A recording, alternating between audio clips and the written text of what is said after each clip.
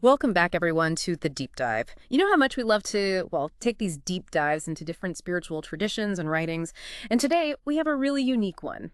We're going to be taking a close look at what's called a pre-Murli. Yeah, And this particular Murli is dated March 30th, 2025. But, and here's where it gets a little interesting, it was actually originally delivered on November 30th, 2004. So we're dealing with a bit of a time warp situation here. yeah. It's fascinating how this tradition works with these timeless messages, these Murlis.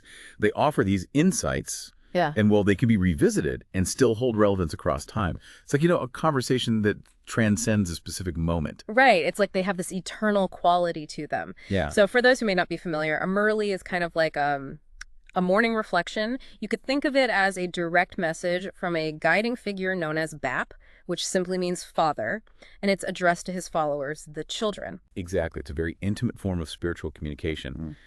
And the one we're looking at today focuses on a particularly captivating theme: understanding and embodying your supreme destiny. Supreme destiny. Now, that's a powerful concept. Have you ever really sat down and considered that?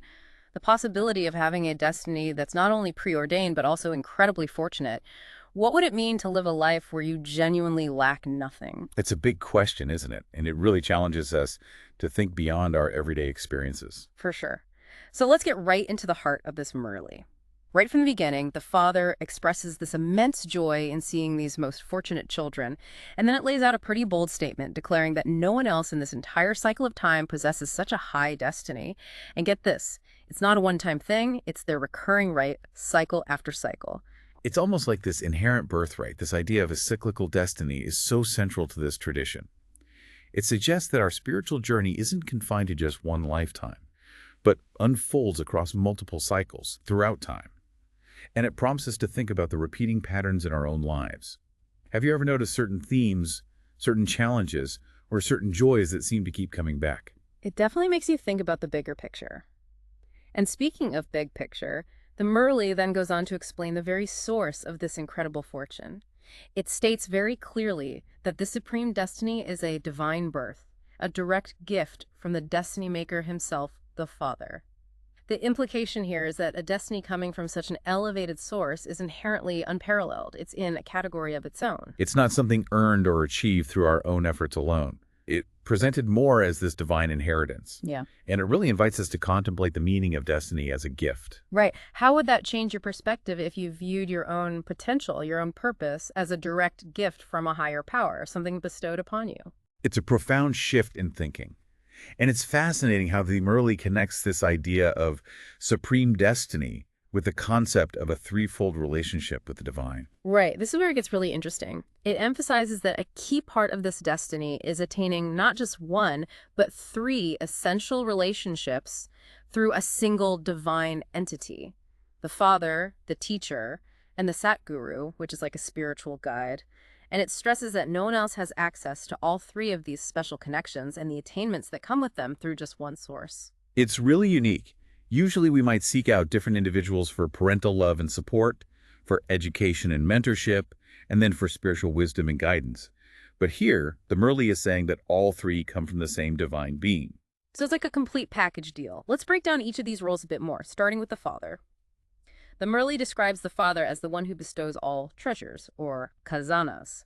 What comes to mind for you when you hear that word treasures? Well, on a material level, we could think of wealth or possessions.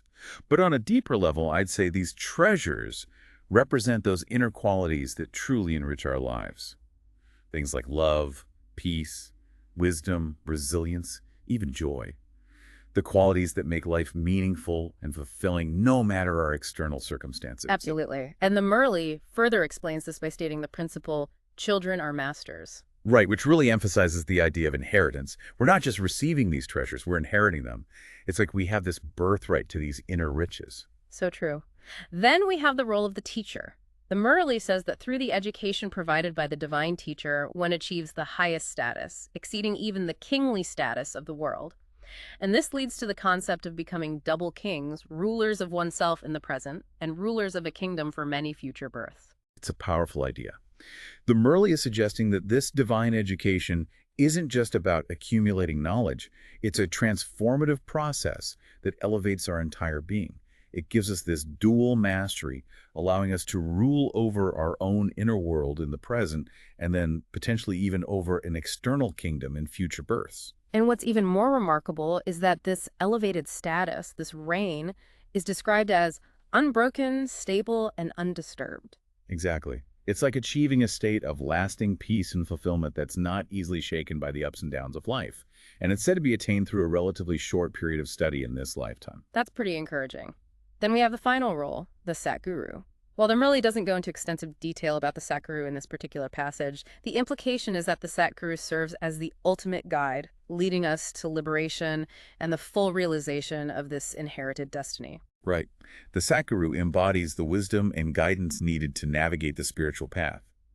So for those listening, how does this concept of one entity fulfilling these three vital roles, father, teacher, and Sakuru, resonate with you? How do you typically seek out guidance and support in your own life? It really challenges our conventional ways of thinking about those different areas of our lives. Now, the Murli then shifts gears a bit and describes those who have embraced this destiny as carefree emperors, or Befikar Badshah. It acknowledges that minor worries, what it calls puppet shows of Maya, might arise, but it frames these as temporary experiences that contribute to our growth. This is a fascinating concept. Maya often refers to the illusions or distractions of the material world.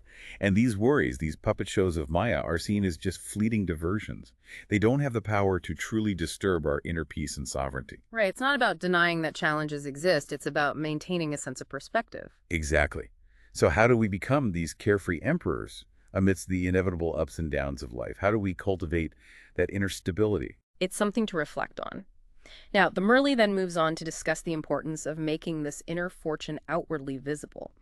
It mentions that while knowledge, spiritual joy, which it refers to as intoxication, and conviction are present, there's a need for them to manifest in our conduct and even our facial expressions. This is a crucial point. It's about embodying these spiritual truths, not just understanding them intellectually or experiencing them on a personal level. It's about letting that inner light shine outward. And the Murli uses a really interesting analogy here. It compares those with this great destiny to the well-educated child of a wealthy family who naturally exhibits a certain refinement and grace. The goal is for others to perceive these individuals as their deities, their Ishtadev or Ishdevi, creating a sense of belonging and connection. This is a beautiful analogy. Just like that child embodies the values and upbringing of their family, those who've embraced this destiny are meant to radiate their inner fortune, naturally inspiring reverence and connection. Exactly. And then Murli brings in the example of Brahma Baba, a key figure in this tradition. It talks about how, despite his ordinary physical form, Brahma Baba was able to manifest the qualities of Krishna in the early stages, and then later on the Avyakt form the incorporeal form, and it challenges the present Nimit, the instrument children, to do the same. To manifest this Avyakt form, just like Brahma Baba did, through their conduct and their faces, with a goal of at least 108 such individuals becoming naturally apparent. And it stresses that it's not about names or recognition, it's about those visible spiritual qualities. It's about embodying those qualities so fully that they shine through. And for anyone listening, what are those qualities that you feel are most deeply rooted in your own being? How do those values show up in your interactions with the world? Great question. Next, the Murli tackles the question of timing and effort.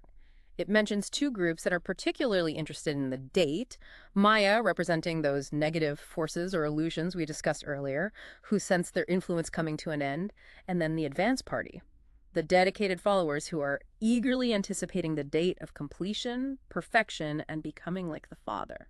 It highlights this cosmic drama, this tension between the forces that seek to maintain the status quo and those striving for liberation. And the Murli raises this interesting question. Is setting this date actually within the realm of human responsibility? It poses this directly to the listeners, who are referred to as Pandavas, asking whether this date can be fixed or if it will happen suddenly. So it's acknowledging that while the overarching drama, the grand cosmic plan, is fixed, bringing it into practical reality might require a collective effort. Exactly. It suggests that while the ultimate timing might be preordained to happen suddenly, having a specific goal, alaksha, is crucial for our personal transformation. It prevents us from becoming complacent, and it draws a parallel to how we set dates for important projects to ensure their completion. So thinking about your own life, Do you find that setting clear intentions and goals helps you to achieve meaningful change, even if the ultimate outcome might feel beyond your control? It's a powerful practice, setting those intentions. It gives us direction and focus. For sure. Now, the Murli then reiterates that intellectual understanding and that feeling of spiritual joy aren't enough on their own. These need to become a lived experience, permeating every aspect of our being. It's a call to become Sakshatkar Murti, living embodiments of direct spiritual realization, just like Brahma Baba. Exactly. It's about walking the walk, not just talking the talk. The Murli then welcomes any new attendees and offers them blessings. And then it highlights the importance of service, or safe. It states that service yields multiplied returns, or padam guna, and that constantly remembering Yagyaseva, that selfless service offered in the spirit of a spiritual undertaking, connects us to the Yagya Rachita Bap, the father who initiated this whole endeavor. The emphasis on service is so important. It reminds us that our spiritual growth isn't just about our own individual progress, it's about contributing to something larger than ourselves. Absolutely. And it also mentions the benefits of being in the company of Maharathis, great spiritual warriors, particularly during gatherings, as this can accelerate our progress. It encourages us to assess our own progress in three areas: the accumulation of spiritual merit, the ease and consistency of remembering the divine, and the experience of love and connection within the spiritual community. And it urges us to step into our roles as chancellors, actively seizing the opportunities presented by this unfolding drama. It's like a roadmap for spiritual development. Right. And then it gets really specific, mentioning the Punjab zone and their dedicated service, their Yagya Seva. And it highlights a meeting between two key wings of the community: the Gram Vikas wing, which is the rural development wing, and the Mahila wing, the women's wing. It's interesting to see how these spiritual principles are put into action in a very practical way. Totally. For the Mahila wing, which is largely comprised of teachers, there's encouragement to fully embrace the opportunity for both service and mu'a, which can be understood as spiritual reward or sweetness. They're encouraged to really connect with the Father and to take responsibility for demonstrating a specific spiritual quality or power in their actions and their faces. They're even tasked with creating a plan to achieve a certain level of practical manifestation within a set time frame. It's about moving beyond theory and really putting those principles into practice. And it emphasizes accountability. Exactly. And as for the Brahmvikas wing, their work involves transforming villages, making them addiction-free, promoting cleanliness, all under this project called Samay Ki Pukar Swasth Swarnim Gramya Farat, which translates to the call of the time clean, golden rural India. The Murli even suggests sending a bulletin of their results to key government officials like the president and the prime minister. It shows how spiritual values can inspire tangible social change. Right. And it's all about aligning those efforts with a larger vision. Exactly. So for our listeners, are there any areas in your own life where you feel called to contribute to positive change, whether it's in your local community or on a broader scale? Great question. Finally, the Murli wraps up by acknowledging the positive results of service coming in from all directions, including those international efforts. And it reminds us that our responsibility isn't just to spread this message through words, but to embody it, to radiate it through our actions, even through our faces, striving to manifest that angelic form. It's a beautiful image, isn't it? It's a call to become living examples of these principles. And it encourages those who joined earlier, those who came before the too late sign went up, to really step up and show their potential. And there's this final appeal for intensified effort, for Tivra Purusharth, to help liberate others from sorrow and unrest, to help them reclaim their inheritance of the land of liberation from the Father. It's a powerful message of hope and empowerment. So as we come to the end of our deep dive into this Murli, we've explored this really profound perspective on our inherent potential, on the possibility of each of us manifesting our supreme destiny. And it leaves us with a final thought-provoking question. The Murli ends with this statement: even if there are no external means at the time, there should be no obstacle in your spiritual practice. How can we cultivate that kind of unshakable inner strength? How can we maintain our spiritual practice even when external support might be lacking? It's a challenge, and it's a reminder that ultimately this journey is an inner one. Exactly. We hope this deep dive has given you some food for thought. It's just a glimpse into a very unique perspective on human potential and destiny. And as always, we encourage you to explore further. Thanks for joining us. Until next time.